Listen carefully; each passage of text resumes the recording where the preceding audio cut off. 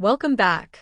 Today's story is an original fantasy drama inspired by the title, The Egyptian Princess Walks to the River Styx. It is a tale of ancient kingdoms, forbidden love, powerful gods, and a princess whose destiny reaches beyond the mortal world. More than 3,000 years ago, when Egypt stood at the height of its glory, the kingdom of Kemet flourished under the rule of Pharaoh Amenhotep IV. The Nile overflowed with life.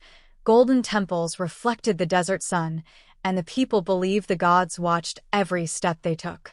Among the royal family lived Princess Nefret, the pharaoh's youngest daughter.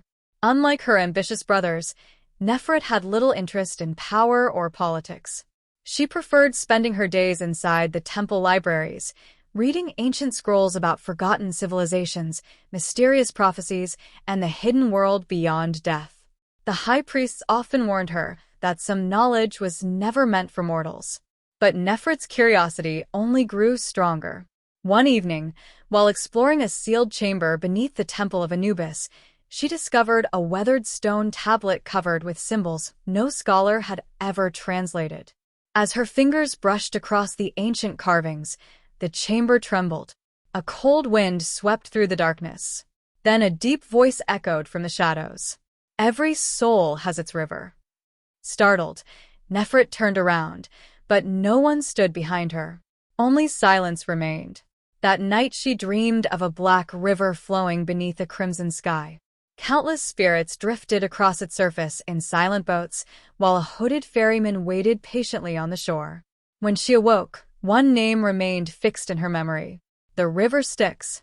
The royal historians insisted the Styx belonged to foreign legends far beyond Egypt, a place where souls crossed into the land of the dead.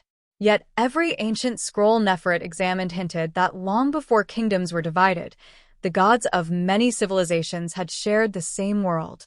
Some secrets connected Egypt to lands no living traveler had ever reached.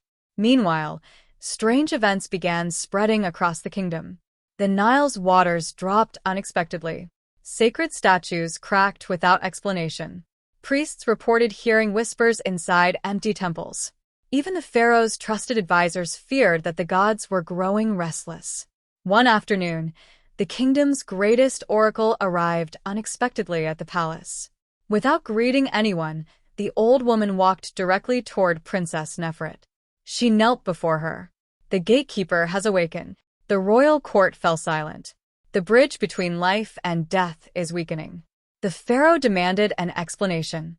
The oracle slowly lifted her trembling hand toward the princess. "Only the daughter of the two sons may walk the river Styx and return." The palace erupted with confusion. No one understood the prophecy. No one except the oldest priest in Egypt. His face turned pale. He whispered words no one had spoken for centuries. "The blood of Isis has returned." Before anyone could ask another question, the oracle collapsed. In her hand remained a single golden feather, the sacred feather of Ma'at, the symbol of truth.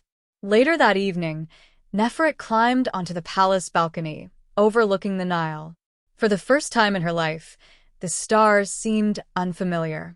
Far beyond the horizon, a dark eclipse slowly covered the moon. At that exact moment, beneath the sands of an abandoned temple hundreds of miles away, an ancient stone gate began opening for the first time in thousands of years. Something imprisoned before history itself had finally awakened. And without realizing it, Princess Nefret had become the only person capable of stopping the coming darkness.